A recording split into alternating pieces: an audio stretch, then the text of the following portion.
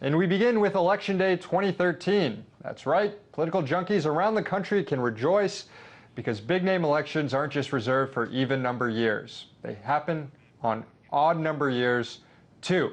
So let's take a look at the map.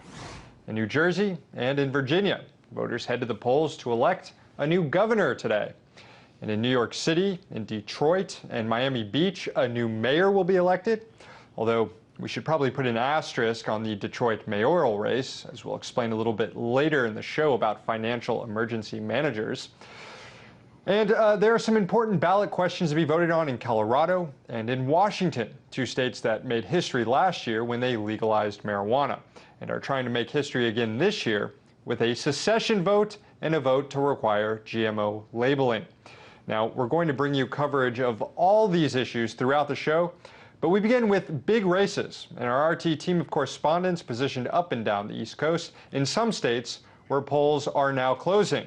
We have Anastasia Churkina in New York and Perianne Boring in Miami, Florida. So let's get to it. Nasty, I want to start with you. Bill de Blasio, he's expected to beat Ray Lhota, the Republican, in a landslide election for the mayoral race there. Not only does he look set to become the first Democratic mayor of New York in over 12 years, but he also seems to be an anti-Bloomberg type of politician. What does this tell us about the changing political landscape in New York and people's moods in general? Well, Sam, you know, it looks like today really, first of all, there was pretty low turnout in New York, so there isn't too much excitement, it seems, about this election. But the people who did go out to vote, it really seems like they were looking back over the last 12 years and kind of contemplating and weighing in on Bloomberg's legacy, because the two main candidates that are competing against each other, Republican versus Democrat, de Blasio versus Lhota, one of them, the Republican, of course, he said he basically would follow in Bloomberg's steps. Lhota said that he would continue with his policies, that he would basically stick with more of the same. And it's the new kind of the candidate that we are expecting to win tonight, de Blasio, who said, look, it's time for change, and New Yorkers really seem to be catching on to this message if this message ends up being something that he sticks with his promises. But he is very far ahead in the polls, and the things that he promised are quite simple and that have been huge issues in New York over the last several years. The huge wealth inequality between the rich and poor in the city, of course, something that Bloomberg was certainly not able to tackle or did not concentrate enough of, being one of the richest people in the United States. De Blasio did promise to put an end to the controversial stop and frisk program to find more affordable housing in New York City. Certainly something, a huge issue for many people continuing to struggle on this market, and really just benefits for low-wage workers, something that's really important for New Yorkers these days, because many people are still continuing to largely see the aftermath of the financial crisis of 2008. So this is a candidate that's really stealing the headlines because of promising these changes. And many supporters are saying, we do want a new New York. Well, I mean, what are the chances that some of these policies he ran on actually are implemented? He's running on things like raising taxes on wealthy people, doing something about income inequality, yet this is a city where mayors have traditionally had a very super tight relationship with Wall Street. So is de Blasio, heading for a rude awakening when he comes into power here?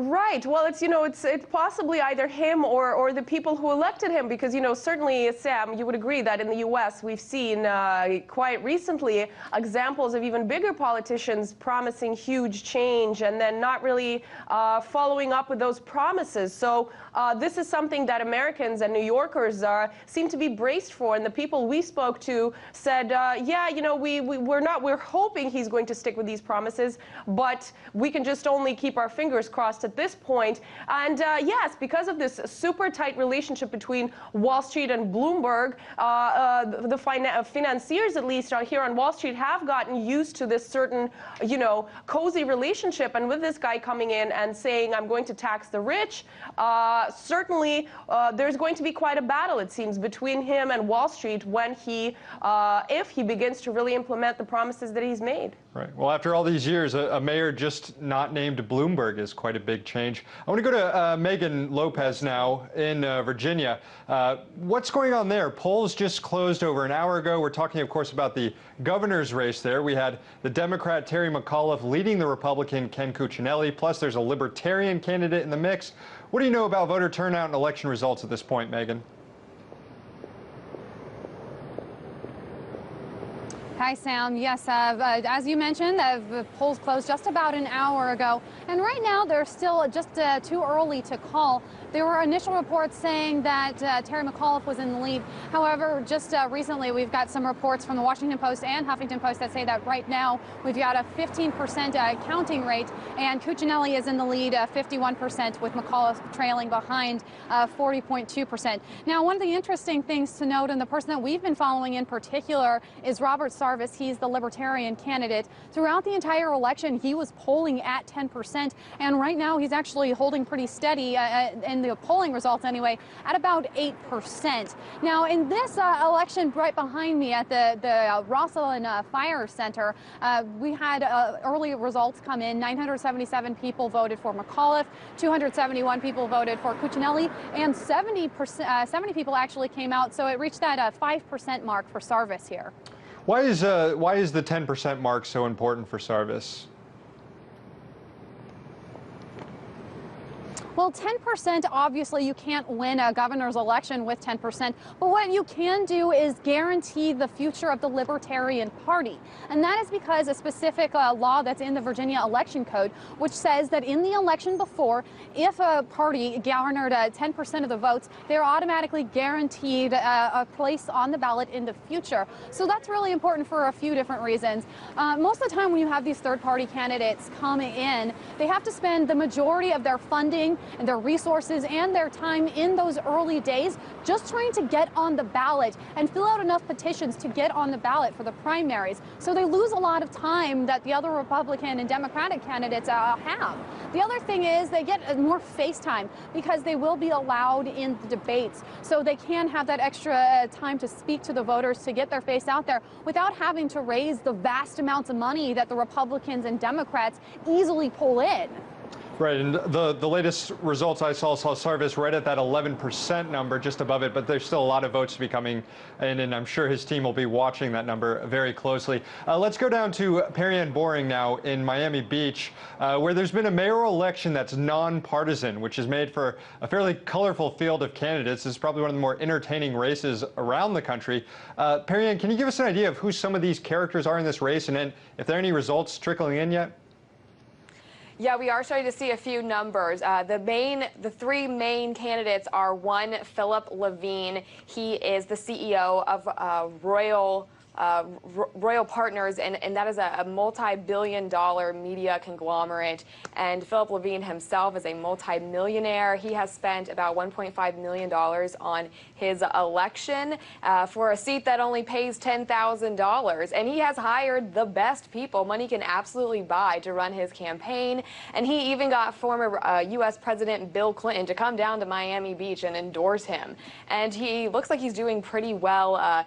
The second candidate that I've been following around is Steve Burke. He's 32 years old, a former pro tennis player. He suffered a very serious back injury, lost his entire athletic career to it, and turned to medicinal marijuana as a natural means of treatment, and has been a big advocate for legalizing marijuana.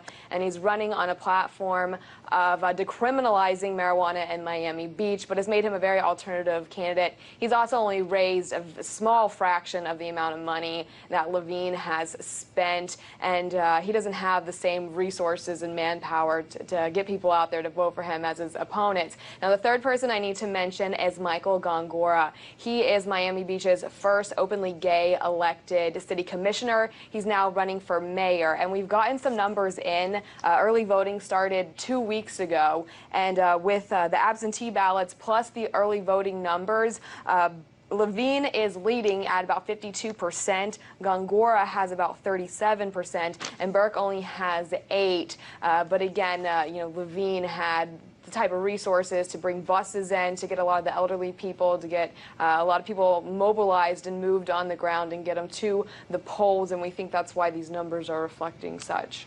Perianne, thanks for the update. That was RT correspondents Meghan Lopez in Virginia, Anastasia Churkina in New York, and Perianne Boring in Miami, Florida. Thank you all.